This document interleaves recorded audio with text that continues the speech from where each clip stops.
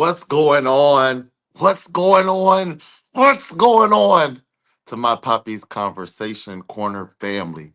Y'all, come on in the room. Do me a favor. Come on in the room first. That way you can do me the favor. And then hit that share button and let somebody know, y'all, that we're having this conversation tonight. I'm excited about it. My bro is with us. We're going to have some great conversation, some real conversation. I'm asking all the questions tonight. No bars, no holdback. Like, so you hear that, Jason, while you backstage? No holdback. It's my platform and I get to ask all the questions. So, family, come on in the room. Get ready to type those questions in that comment section. Because guess what? He's going to answer those questions. So if you have questions, you want to talk back to us, talk to us. Put those comments in there. We're going to get those up on the screen. But do us a favor, hit that share button, heart it, love it, share it. Let somebody know that this conversation is happening. We're having a conversation with the one, the only, Cincinnati's own. Yes, I'm telling you, this man is known all around Avondale, Cincinnati, Ohio. He's known around Ohio. He does great work in our communities. I'm just glad that he was able to spend some time with us tonight. But Jason will be with us tonight, a case manager around the city. He's an extraordinaire, the resource person extraordinaire, a resource coordinator, resource liaison. What this man is the resource person. Like I'm telling you, you need to know somebody. He knows them. You need to connect to something. He has it. I'm not hyping him for just any reason. I'm telling you, this is the truth. And if it's not the truth, that makes me a liar. But no, I'm not a liar. So family, y'all, come on in the room. Do me a favor. Hit the share button. I'm excited about this conversation. We're here every week, every Wednesday at 6:30. We're having live conversation, 6:30 live right here on Poppy's Therapeutic Corners page. If you're not following that page, follow the page. Let somebody know about Poppy's Therapeutic Corner. I mean, it's an organization that you want to know, that you even want to be a part of. Like, there's ways that you can become a part of this organization. And I'm telling you, if you go to that website right there, you can learn it. Yes. The founder of this organization, Jennifer Sheard, a phenomenal young woman out of Chicago, where the heavy hitters are. But we have even heavier hitters here in Ohio and Cincinnati. And Jason is one of those heavy hitters, and we're going to have him on tonight. So if we could do me a favor, if the producer, if you could just bring Jason on because I've done rambled on enough. They're tired of me already. So come on, Jason. What's up, bro? Hey, how you doing, Kerry? Oh, I'm blessed and highly flavored. Ask what flavor. I You supposed to say what don't flavor? know what flavor. What flavor? I'm I'll chocolate, play bro. I'm along. chocolate. I'm chocolate. Yes. That was a bit much. I'm sorry. I'm always doing the most. Sometimes I do the most. Like, Jen's actually probably going to ask me to stop doing this eventually because I'll be doing the most. But that's fine, though. I feel it. I feel it. Like, she has to do what she got to do. But Jason, what's going on? How are you? I'm good. I'm good. Excited to be a part. Excited to be a guest on Poppy's Conversation Corner. Just looking forward to sharing a little bit about me, my journey, and how I arrived at this place at this time. I So I'm love it. I ready. love it. Look, you already had your little. You had that spiel written down, though. I ain't gonna lie to you. That was a Oh, that's off the top. That's off Nah, the top. you and your brother, y'all, acting running the family. So I mean, that's not you got it down packed. But no, so tell us about you. So what do you do? Who are you? Oh wow, who am I? Was that a lot? That could be a pretty layered question. So I'm a servant at heart. Um, I'm a very service oriented individual, have been my whole life. Um, One thing that people don't know about me, and I tend to use this as like one of the fun facts, or playing games like Two Truths and a Lie.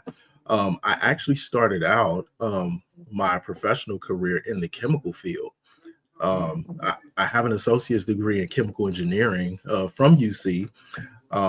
When I was younger, I always liked math and science, and so I felt like that was the route to go.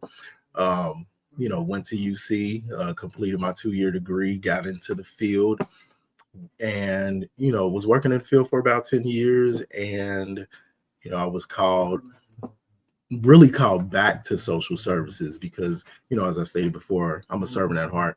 And so that led me to go back to UC, get my bachelor's degree in psychology. And I've been working in social services for the last 12 years. So the last 12 years you've been in social services. What's going on, Charisma? The Hey, CEO of Charisma. Poppy's Therapeutic Corner. She's always watching. She's always Yes, scoping. yes. And that means she's watching. So, hey, Charisma. How you doing, Charisma? So 12 years in social services. Like, Yes. what's that been like? Like, that's a long time. Um, so I've worked in a number of capacities. I've worked as a mental and behavioral health specialist. I did that for 5 years. For those 5 years, I was also doubling as the community relations coordinator for the organization that I worked for at the time. And then from there, I went to Carson Elementary as a school resource coordinator. I served in that role for about a year and a half.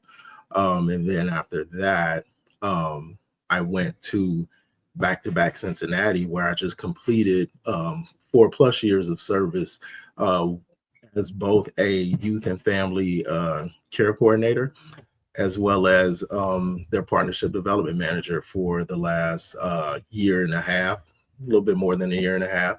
And so I'm excited to come aboard at Poppy's to utilize, my time, my talents, my treasures, my skills, my knowledge, to help the organization and help, continue and serving in that vein.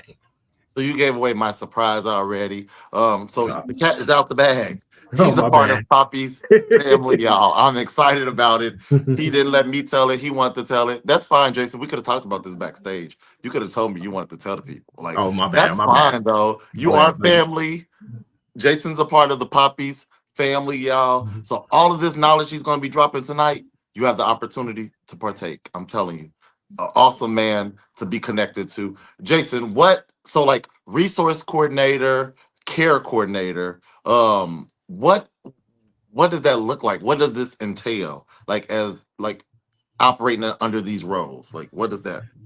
So essentially, to kind of sum it up, I help assess needs, compile goals, connect to community resources, and really, I like to focus on the person and not necessarily the work. One thing that I learned early on in my social service journey is to learn from the people I'm serving how to best be of service to them.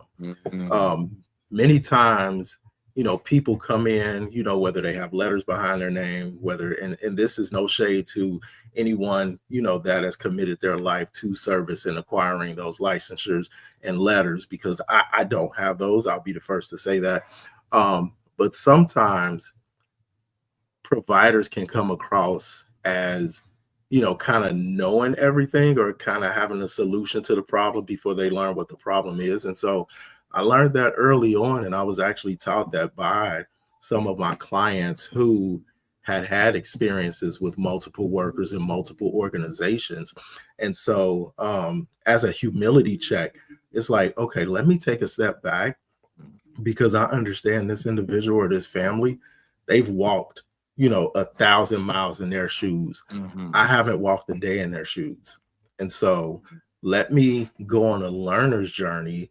Let me build rapport. Let me connect so that I can learn how to best be of service to them. And that served me well in every position that I've been in, whether it's, coordinating care for individual or family directly, whether it's been cultivating and nurturing relationships with other like-minded organizations, whether it's been training, because also outside of working in social services, I am a CPR and basic life support trainer. I am also an advanced trauma competent care trainer as well. And even in those facilitation roles, I look to learn from who's in the room how to best be of service to them. And so even when I'm sharing information, I'm always learning, I'm always taking in information, I'm always doing real-time processing so that I can make sure that I have as much information as possible to be of service to not only the person, but the situation at hand. I love that. So, like in your roles over the years, because we're talking 12 years now, or Mhm. 12 plus or so years. Mhm. What's been the most challenging, because you're out here, you're in the trenches in a sense. You're out here in the field, you're working daily in and out with people. So it's, it may be this for that person, but then it's this for that person. So you almost like always having to switch mindsets, switch like modalities in the sense, like the way that you're going to approach this person, you can't approach this situation that way. You have to deal with this person like this. And like we've shared some stories already. So like I already know Yes, some of your stories, yes. but what's been your like most like challenging? That's the best word I can come up with at this time. Your most challenging situation.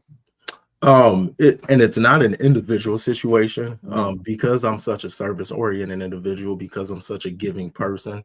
Um, one of the biggest challenges, and I like to call them areas of opportunity for me, is not only drawing boundaries but upholding those boundaries, Mhm. because I can't be so giving, outwardly, that I'm not taking care of me inwardly. I Mhm. like to say the best ability is availability and the best care is self-care. So Mm. I've been a huge proponent of self-care literally all my life. And this was a revelation that I got when I was younger. And so I'm always, looking to make sure that I'm refilling myself 100% so that I can be 100% to those that I'm trying to serve. And I often make the analogy of, because we all have cell phones. Everybody has a cell phone these days, kids on up. And I often ask, what's the one thing that we make sure that we do with our cell phones at night before we go to bed? Hard. Right. And so why should we treat ourselves any differently? And so I'm big on self care. I know the work that we do can be heavy. We walk through some heavy stories, we walk alongside families through some heavy things. And so sometimes, we need to take a moment to debrief, to decompress, to recharge, because, we're not supermen. We're Mm. not superheroes. We're not coming into situations with an S on our chest. And so we have to make sure that, we're taking care of us so that we can, show up fully for the people that we're serving. I love it. So like you kind of already said one of these things, but because you're out there and you're taking on, so I understand setting the boundaries. That was one.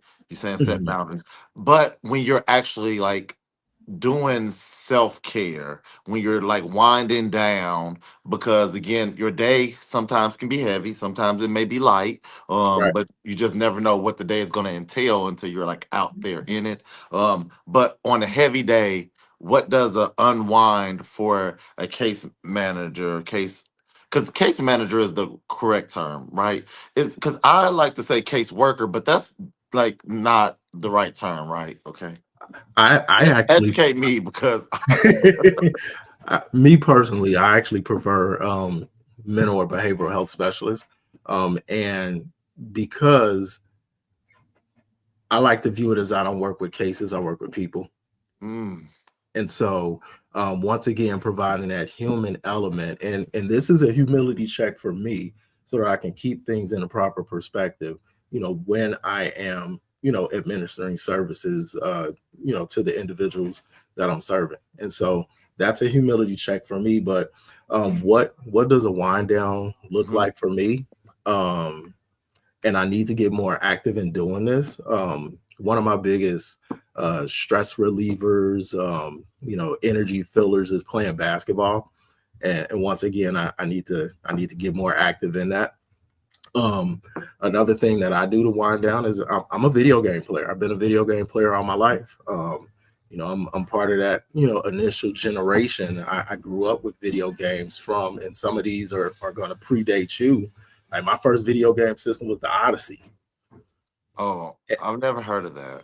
Right. And fun fact, the Odyssey was invented by a black man. Oh So wow, just throwing that out there. So Odyssey. so we used to play a game called Crazy Chase. And I mean, the whole family would gather around this little 13-inch black and white TV. and play this game. It was a lot like Pac-Man. It was actually the predecessor to Pac-Man. And so, from an early age, video games have always been a large part of my life, video games and sports. And so those are things that, I still participate in to this day. I love it. I love it. Even though you definitely just came from my age, but we gonna let that go because you said this precedes you. But that's fine. That's fine. That I mean, it's understood. That's fine. But okay, so now that we understand like how you wind down, what actually is like a day in the life of a mental health behavioral specialist? Did I say that right? Because I think you got it right. okay. Well, one, doing the pre-work, and self-care doesn't necessarily start at the end of the day. It can start at Yeah. the beginning of the day as well. Mm-hmm. So kind of doing that pre-work, taking emotional inventory, checking to see like, okay, where am I physically, where am I emotionally? I am a man of faith, so where am I spiritually? Because some of these situations, you gotta stay prayed up, Mm-hmm. just keeping it all the way real. And so one thing I actually enjoy about social services is the variety. um you kind of never know what you're stepping into. We all bring things into any interpersonal interaction that we have. I mean, just even coming aboard, here at Poppy's Community Conversation Corner, you don't know what kind of day I've had. I don't know what kind of day that you've had. We're human, we experience things. And so keeping that in the forefront of having an open mind of like, you know what, hey, I could literally encounter anything. Mm-hmm. And so there's no like blanket approach to behavioral health services. There's no blanket approach to therapeutic services.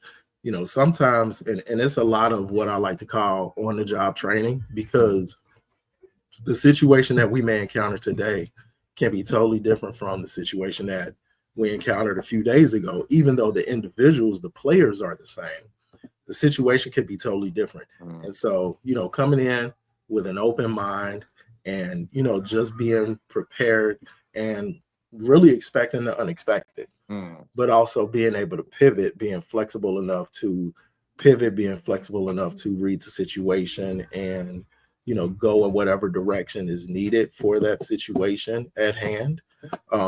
Because I can come into a session and I can have everything planned out, but then the client comes and they've really got something else going on. Mm-hmm. And so I would be rigid, and it wouldn't be client centered if I just stayed the course on what I had planned. Because at that point, I'm making the session about Up me, you. Yeah. and I'm supposed to be the service provider. And so doing that, providers can steal the client's voice just that quickly Mm. because they've made it about them. So a typical day, there is no typical day in this line of work. And it takes a certain kind of individual to, not only do this work, but to devote their life to this type of service. I love that. Like, so when coming up, and I'm gonna ask this like I'm formulating my words in my head now because basically like you just said like you don't make it about yourself. You're not my client, so it's not about I can make this about myself right now. So when you're building your resource like catalog, if you will, like where are you gathering these resources from, and will you share them with me? I'm just joking on the last part, but where do you gather your resources? Like how do you gather them? I mean, some of everywhere. I mean, I mentioned cell phones earlier. These things are really supercomputers that we carry around in our pocket. So the world has become so much smaller and so much more interconnected. Things can start off just with a simple Google search or a simple social media search. Anywhere that I go out in the community, whether it's a school, whether it's a rec center, whether it's job and family services, Cincinnati Recreation Commission, the YMCA. So anywhere that has information available, I always look to pick up something. Yeah. Sorry, I had to No, clear it's my okay. throat. No, but yeah, I'm always looking for things that can, benefit the people that I'm serving, no matter where I am. It could literally be, via conversation.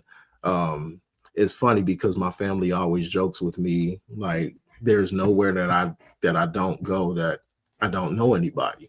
And so I might run into somebody and have a conversation, and something comes up and it's like, oh, that's a great resource.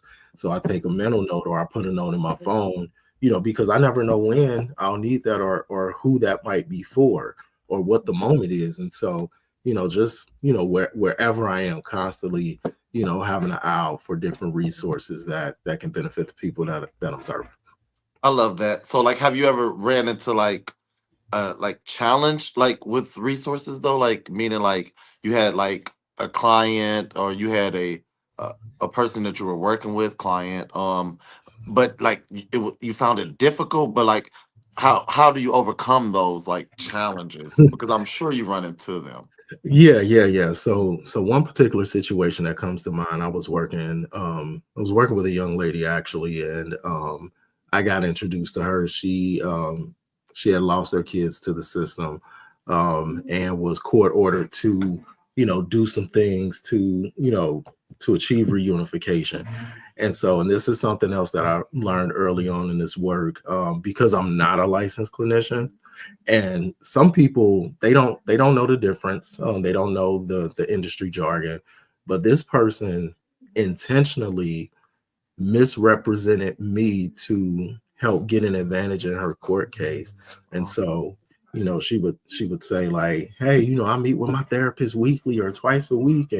And so I developed a script to let new clients know in that initial conversation, the differences between a behavioral health specialist and a licensed clinician. And I often use that to say like, hey, I'm not licensed, so terms like therapist, terms like counselor, those are reserved for licensed clinicians, of which I'm not. And so, but in that situation, I learned to be armed with that, so that it reduces the likelihood that somebody would misrepresent the services that I'm providing, especially when they have some type of legal mandate to undergo a specific type of services. So that was a situation that I had to navigate, and I had to have a frank conversation with the individual, because it was something that was purposely done versus, accidentally. So I But believe. is that possible? So like a person who doesn't really know, like you said, the jargon, they don't know this field, they don't know the world. Like I was new to it at one point as well. Yeah. Mhm. But so like coming in, like if I'm your client, and you do the same things in a sense, it's just I get like so if I'm like, the just the regular Joe on the street, I come to you for some services, but I talk to you like you're my therapist. You giving me advice, you showing me life, you showing me direction, you giving me these tools, like Mhm. to actually actively be working on things and doing like because like you're actively like in the moments, like working this thing out. And I'm like may think of you as my therapist. Like, could that be a possible um like mistake that like people could make though? Like, is that an easy mistake that someone could make? It can be possible. It can be possible. And so in my script, I'm never like accusatory. So but and I offer that to help the client understand what the difference is, because the relationship between therapist and, behavioral health professional is meant to be a collaborative one. And so I like to, I like to sum things up, kind of, briefly. And I'll share with a client that the therapist writes the playbook, and the case manager or behavioral health specialist helps to execute the playbook. And so kind of making that, once again, sports being, a big part of my life, I try to, simplify it in that way, to where to kind of differentiate, my role and my purpose from the therapist role and the therapist purpose, and then too to help the client understand why both are important. Because it could be situations of like, well, hey, I just talked to my therapist yesterday. Why do I need to continue talking to you, or vice versa? I just met with my case manager a couple of days ago. Why do I need to meet with my therapist? And so, helping them to not only understand, but empowering them to be an active participant in their services. I let clients know, like, hey, you drive the bus in a sense, like, and we go as far as you take us, or you allow us to go. I always want to empower the clients and the families that I'm serving, of like, hey, I'm just a player on your team, Yeah. but I'm team such and such.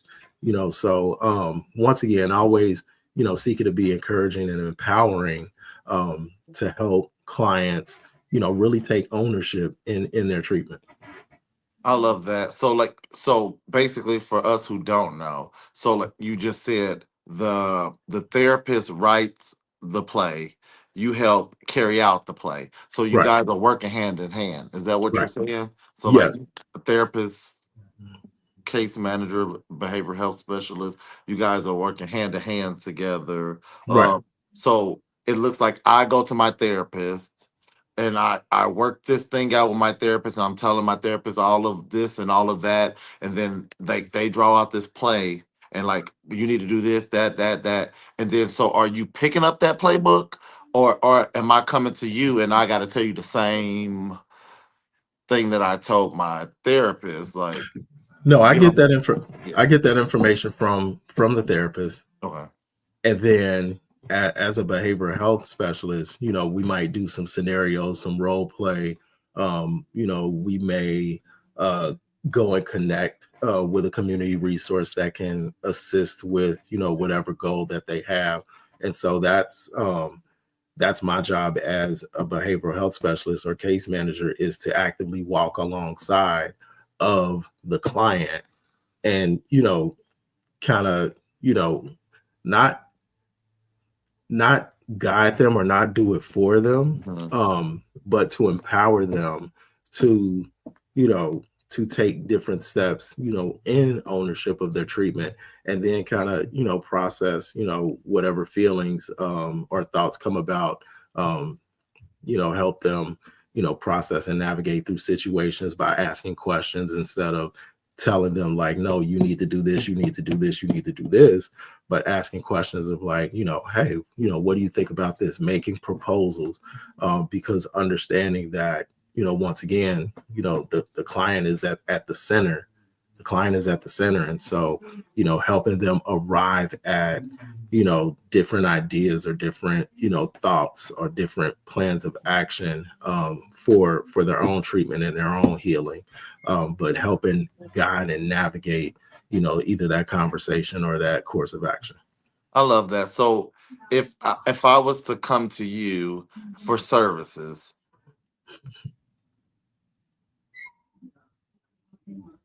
it just came up. Am I still here? Yes, I'm here. Yeah, There yeah, we go. yeah, It yeah, just went yeah. away that Mhm. fast. But anyway, if I'm active, like if I come to you for services, do I actually like? Is it something like you're gonna like you're doing the work for me, like, or like what is it like? I leave with you from when I leave with you, I have homework, or like I'm saying I need this like help on what these type of resources, or you just give me the numbers and I have to call, like how does this work, like?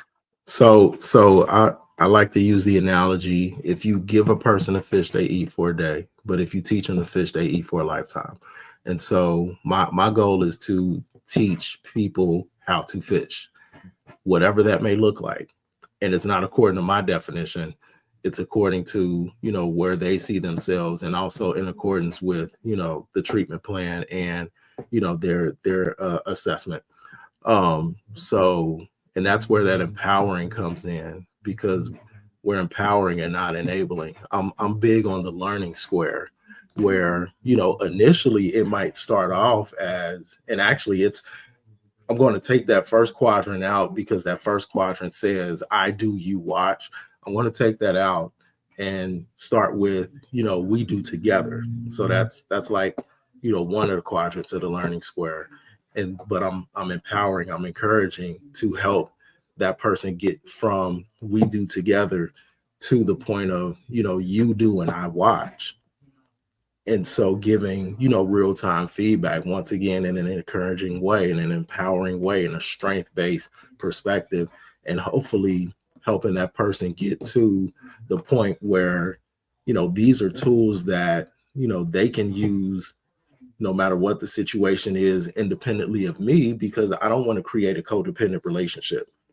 Oh, I Because love then the client may look at me as their source and their resource. that.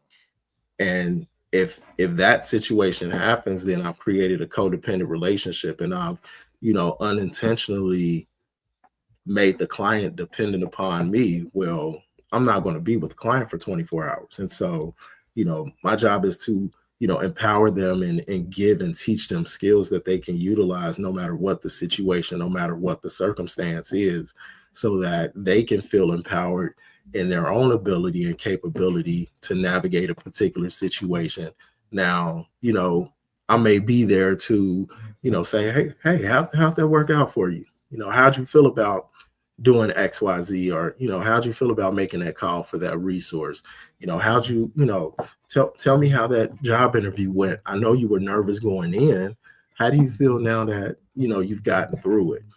And, helping them to process, helping them to identify feelings and emotions related to certain situations, helping to expand their emotional vocabulary so that they can, you know, identify and name things that they're feeling. Because so often we give, kind of preconditioned responses when somebody, like, for example, when somebody says, how are you? And I probably did it at the beginning of this conversation. I was like, I'm good.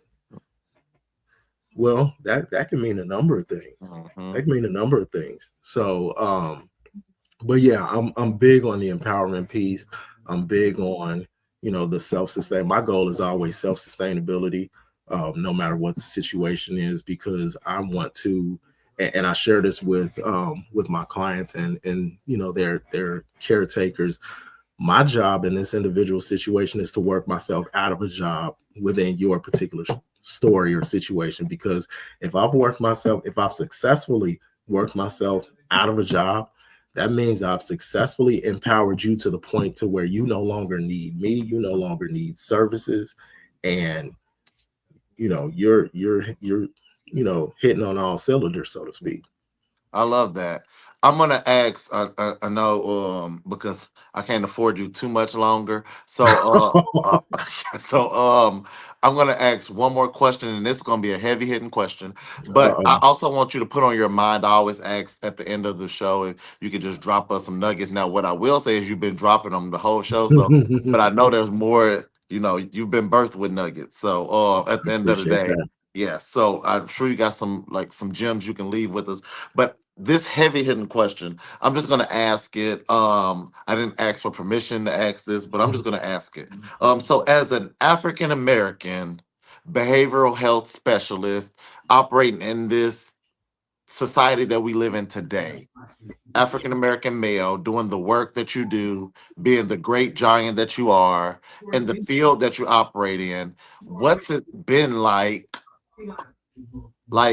as a male operating in this field? I mean, because like, do you feel like reservation? Do you get like what's it like? I mean, like even in our like field, it's a whole bunch of women.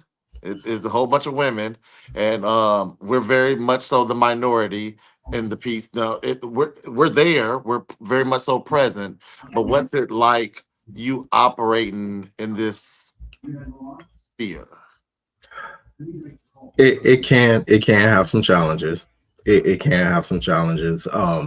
Being a you know a woman majority field, there definitely is a place for us as males, and especially us as black males, because representation matters. Yes. Representation absolutely matters. And so, you know, through lived experiences, through acquired knowledge, um, I'm able to, utilize what I have, to connect in ways that others may not be able to. Like that. That's just a fact.